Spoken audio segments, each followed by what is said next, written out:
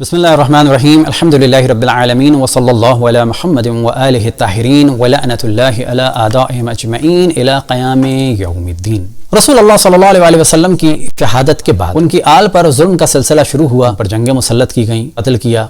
जो बहुत बड़ा जलवा मजलूमियत का नजर आया वो है वाक़े करबला। लेकिन वाक़े करबला पहला और आखिरी नहीं बल्कि मजलूमियत का सबसे बड़ा जलवा था कि जब रसूल की नवासियों को असीर करके करबला से कूफा और कूफा से शाम ले जाया गया और रसूल के नवासे को भी कत्ल किया, जिस्म पर घोड़े दौड़ाए और सर को तन से जुदा करके करबला से कूफा और कूफा से शाम ले जाकर यजीद के दरबार में उसके कदमों के सामने एक तश्त में रख दिया गया और वो अपनी असा इमाम हुसैन के लभाए मुबारक पर मार रहा था। लेकिन जुल्म का सिलसिला शुरू हुआ हजरत फातिमा सलामुल्लाह अलैहा के घर के घेराव से, धमकियों से, दर को जलाने से और उनकी शहादत से, और बाद में मौला अमीरुल मोमिनीन की शहादत और उन पर जंगे मुसल्लत करना, और फिर इमाम हसन अलैहिस्सलाम के खिलाफ साजिशें, और फिर उनकी शहादत, और शहादत के बाद उनके जनाजे पे तीर चलाना। तमाम मुसलमान फ़िरक़े हमारे भाई हैं, उनके कदम हमारे सर आँखों पर हैं, लेकिन उनके मुल्ला के जो रसूल आले रसूल के खिलाफ हमेशा अपनी कौम को गुमराह करते चले गए। ये हमारी जिम्मेदारी है कि हम अपने तमाम मुसलमान भाइयों को बताएं कि क्या हुआ रसूल के साथ, क्या हुआ रसूल की आल के साथ,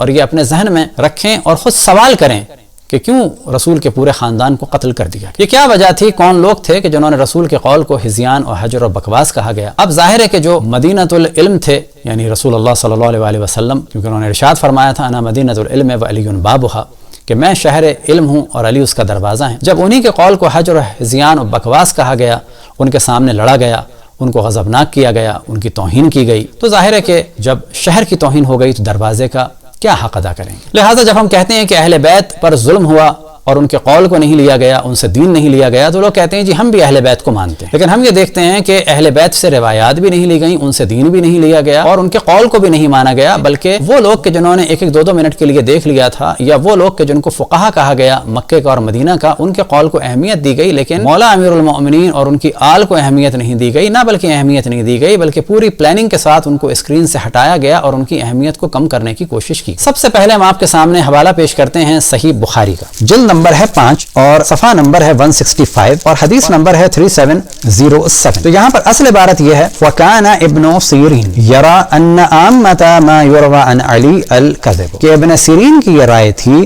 कि उमूमन जो कुछ नकल हुआ है अली इब्न अबी तालिब से वो झूठ है। अब तर्जुमे में इन्होंने इस हकीकत को छुपाने के लिए तर्जुमा पूरा बदल दिया। तर्जुमा क्या किया, इब्न सीरीन कहा करते थे कि आम लोग यानी रवाफिज जो हजरत अली रजी अल्लाह अन्हो से रिवायात, ब्रैकेट में फिर एक अपने पास से चीज बढ़ा दी, शेखैन की मुखालफत में बयान करते थे वो कतन झूठी हैं। तो यहाँ पर आप देखें कि ब्रैकेट में रवाफिज बढ़ा दिया और जो शेखैन के बारे में रिवायात नकल करते थे, जबकि अरबी मतन में क्या है कि जो कुछ अली इब्न अबी तालिब से नकल हुआ वो उमूमन झूठ है। अब जाहिर है कि जब कौल रसूल अल्लाह सल्लल्लाहु अलैहि वसल्लम को, हुक्म रसूल अल्लाह सल्लल्लाहु अलैहि वसल्लम को हिज़यान और हजर और बकवास कह दिया गया और उनको बर्राना माज़अल्लाह कहा गया, तो जाहिर है कि फिर मौला अमीरुल मोमिनीन की क्या हैसियत उनके मुकाबले में, उनके साथ भी ये सब कुछ हुआ। अब आपके सामने अरबी का असल मतन है और यहाँ पर भी यही हदीस है वकाना इब्न सीरीन यरा, कि इब्न सीरीन ये राय रखते थे अन्ना आम्मता मा युरवा, के उमूमन जो कुछ नकल हुआ है अली से वो क्या है, अल कज़ब,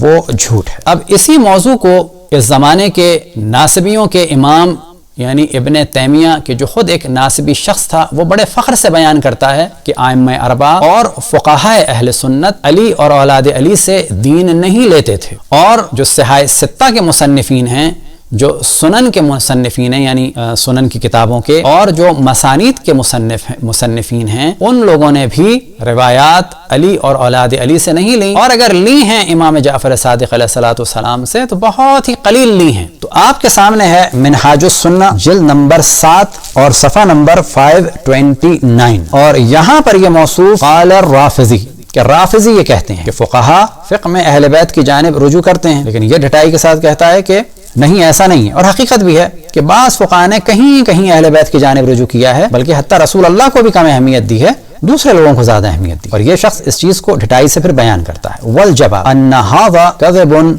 बय्यनुन, कि ये एक खुला झूठ है। वलैसा फिल अइम्मतिल अर्बअति वला गैरिहिम मिन अइम्मतिल फ़ुक़हा, कि अइम्मा अरबा में और उनके अलावा जो फ़ुक़हा हैं वो क्या करते हैं, इनमें कोई भी ऐसा नहीं है मैं यरजउ इलैहि फी फ़िक़्ही, कि जो इनकी जानिब अपनी फ़िक़्ह में रुजू करता हो। अभी एक एक करके बयान करते हैं। अम्मा मालिकुन फ़इन्ना इल्महु अन اہل المدینہ 530 پر یہ موضوع ہے، ان اہل المدینہ، کہ مالک کے بارے میں کہتے ہیں کہ جو مالک کا علم ہے وہ اہل مدینہ سے۔ اب اہل مدینہ کے بارے میں یہ ایک الگ سے گفتگو کرتے ہیں، ایک مسلمات کے طور پر بیان کرتے ہیں، وَأَهْلُ الْمَدِينَةِ لا یکادون یاخذون بقول علی، اور اہل مدینہ علی کے قول کو نہیں لیتے تھے۔ اب ہم یہاں پر توجہ دلائیں، عموماً بات کی جاتی ہے اہل کوفہ کہ جی امام حسین کو اہل کوفہ نے بلایا، تو انشاءاللہ اس پر ڈسکشن کریں گے۔ یہ بلانے والے عوام بھی تھے اور ایک تعداد اصحاب رسول اللہ صلی اللہ علیہ وآلہ وسلم کی تھی، جس میں جناب سلیمان بن سرد خزائی جو اصحاب رسول اللہ تھے وہ بھی شامل تھے۔ لیکن سوال یہ پیدا ہوتا ہے کہ اہل مدینہ کیا کر رہے تھے اس وقت؟ کیا اہل مدینہ نے مولا امیر المومنین کا ساتھ دیا، یا امام حسن کا ساتھ دیا، یا امام حسین کا ساتھ دیا؟ تو یہ یہاں پر بیان کرتے ہیں اہل مدینہ کی ایک صفت، وَأَهْلُ الْمَدِينَةِ لَا يَكَادُونَ يَأْخُذُونَ بِقَوْلِ علی، اور اہل مدینہ علی کے قول کو اخذ نہیں کرتے تھے، یعنی ان سے دین نہیں لیتے تھے، بل اخذوا فقہہم عن فقہاء السبع، بلکہ وہ فقہ لیتے تھے 7 فقہا سے۔ مثال کے طور پر وہ کون تھے؟ زید، عمر، ابن عمر اور ان کے۔ اب یہ بات کرتے ہیں شافعی کی، کیونکہ پہلے بات کر دی انہوں نے کس کی؟ مالک کی، اب یہ بات کر رہے ہیں شافعی کی۔ تو شافعی کے بارے میں کہتے ہیں وَإِنَّهُ تَفَقَّهَ أَوَّلًا عَلَى الْمَكِّيِّينَ أَصْحَابِ ابن جرید کا سعید بن سالم القدہ، کہ مالک نے جو فقہ حاصل کی ہے وہ مکے والوں سے حاصل کی ہے، کہ جو اصحاب تھے ابن جرید کے، جیسے کہ سعید بن ابی سالم۔ وَكَانَ إِذَا أَفْتَى بِقَوْلِ الصَّحَابَةِ، اور جب شافعی فتویٰ دیتے تھے صحابہ کی نسبت دے کے تو وہ کیا کرتے تھے؟ افتى بقول ابی بکر و عمر، تو وہ فتویٰ دیتے تھے ابو بکر و عمر کے قول کی بنیاد پہ، لا بقول علی، وہ علی کی بنیاد پر علی سے علم لے کر نہیں فتویٰ دیتے تھے۔ وَكَانَ يُنْكِرُ عَلَى عَلِيٍّ أَشْيَاءَ، اور علی کی وہ بہت ساری باتوں کا انکار کرتے تھے، یعنی یہ نہیں کہ جو مولا امیر المومنین سے منسوب تھیں انہیں پتہ تھا یہ علی کی ہیں لیکن انکار کرتے تھے، ان کے مقابلے میں ان کے قول کو لیتے تھے۔ ثم ان الشافعی اخذ عن مالک، اور شافعی نے مالک سے دین لیا ہے اور اس کے بعد اہل عراق تک پہنچایا۔ اب اس کے بعد کیا ہے؟ وَأَمَّا أَبُو حَنِيفَةَ وَالشَّيْخُ الَّذِي اخْتَصَّ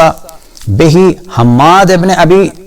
سلیمان، کہ ابو حنیفہ کا جو خاص شیخ تھا وہ حماد بن ابی سلیمان تھا۔ اما امام احمد فَكَانَ عَلَى مذهب اہل حدیث وَأَخَذَ عن ابن عیینہ وابن عیینہ عن عمر بن دینار، کہ امام احمد کا جو مذہب تھا وہ اہل حدیث کا مذہب تھا، اور وہ انہوں نے لیا ہے ابن عیینہ سے، اور ابن عیینہ نے لیا ہے عمر بن دینار سے۔ یہاں پہ پتہ چلا کہ کھل کے انکار کر رہے ہیں۔ اب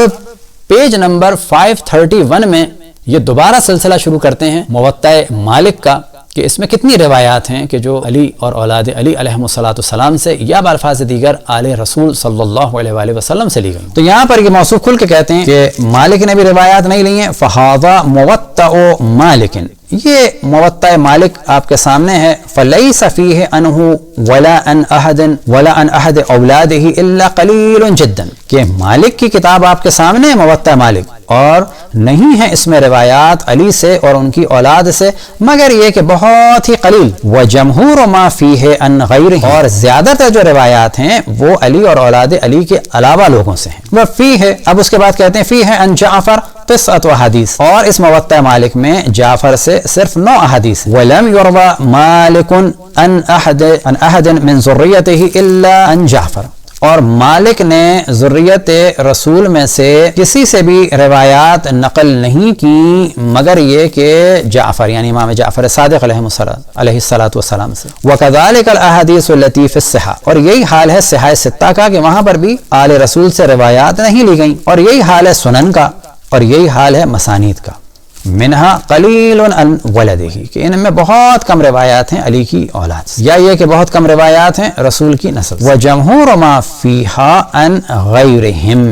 اور جو اکثر روایات ہیں صحاح ستہ میں اور سنن میں اور مسانید میں وہ کس سے ہیں؟ اکثر ان لوگوں کے علاوہ ہیں۔ تو یہاں پہ پتہ چلا کہ نہ اہل بیت سے فقہ لی جا رہی ہے، خصوصاً مولا امیر المومنین سے، اور ڈٹ کے کہا جا رہا ہے کہ جی علی سے ہم نے فقہ نہیں، اور نہ ان کی آل سے فقہ لی، اور نہ مولا امیر المومنین سے روایات لی، اور نہ مولا امیر المومنین کی ذریت سے یا بالفاظ دیگر جب رسول اللہ صلی اللہ علیہ وسلم کو حجر و ہذیان اور بکواس کی نسبت دے دی اور ان کے قول کا انکار کر دیا، اور پھر کوشش کی جاتی ہے کہ جی وہ معاذ اللہ نہ لکھنا جانتے تھے نہ پڑھنا جانتے تھے، جادو کا بھی اثر ہو جاتا تھا معاذ اللہ، جس طرح سے حدیث غرانیق پہ ہے کہ جس پہ انشاءاللہ تفصیل سے ہم ڈسکشن کرنے والے ہیں، اور اسی طریقے سے اور جو بری نسبتیں رسول اللہ صلی اللہ علیہ وسلم کو دی گئیں، تو ظاہر ہے کہ ان کی حیثیت کو خراب کرنا تھا اور بعد میں اٹیک کیا گیا ان کی آل۔ اب یہ نتیجہ نکالتے ہیں پیج نمبر 533 پر، وَبِالْجُمْلَةِ فَهَؤُلَاءِ الْأَئِمَّةُ الْأَرْبَعَةُ۔ اب نتیجہ نکالتے ہیں کہ بات واضح ہو جائے کہ ائمہ اربعہ کون؟ شافعی، مالک، حنبل، ابو حنیفہ۔ لیس فیہم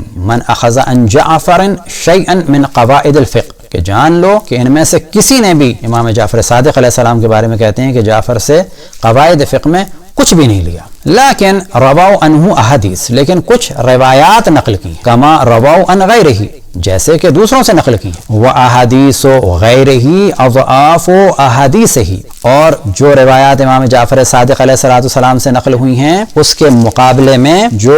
دوسروں سے روایات نقل ہوئی ہیں وہ کئی گنا ہیں۔ وَلَيْسَ بَيْنَ حدیث زہری وحدیثہ نسبۃ، اور زہری کی احادیث اور امام جعفر صادق علیہ السلام کی احادیث میں تو کوئی نسبت ہی نہیں ہے، کوئی مقابلہ ہی نہیں ہے۔ کس معاملے میں؟ لا فی القوت ولا فی الکثرت، نہ احادیث کی قوت کے بارے میں کہ جو موضوعات کے اعتبار سے بڑی بڑی احادیث لی ہیں زہری سے، اور نہ تعداد کے بارے میں، یعنی جعفر صادق علیہ السلام سے تو احادیث لی نہیں گئی ہیں۔ تو یہاں سے پتہ چلا کہ یہ ایک پری پلان کام چل رہا تھا کہ پہلے رسول کے قول کو حجر و ہذیان و بکواس کہو، پھر رسول کی احادیث پر پابندی لگاؤ، اور پھر اہل بیت علیہم السلام پر ظلم کرو اور ان کے اقوال کو ختم کرو۔ اور یہی وجہ ہے کہ جب ان کا ذکر کیا جاتا ہے تو کوشش کی جاتی ہے ہمیشہ ان کے مقابلے میں دوسروں کا ذکر لایا جائے۔ رسول اور آل رسول کا دن منانا تو ان کو بدعت لگتا ہے، لیکن دوسروں کا دن منانے کا شور بھی کرتے ہیں، اور بدعت کا شور مچانے والے یہ نہیں کہتے کہ جب رسول کا دن منانا حرام ہے تو دوسروں کا دن منانے کی کیا ضرورت۔ یہ سب کچھ نتیجہ ہے بغض رسول کا، اور بغض رسول ہی سبب بنا کہ ان کے بعد ان کی آل پر ظلم کیا گیا۔ دعا ہے خداوند تبارک و تعالیٰ سے کہ تمام مسلمان اس جانب توجہ دیں، فقط ایک سوال کریں، تحقیق کریں اس بارے میں کہ کیوں رسول اللہ صلی اللہ علیہ وسلم کے بعد ان کے پورے خاندان کو قتل کر دیا۔ وصلی اللہ علی محمد و آلہ الطاہرین۔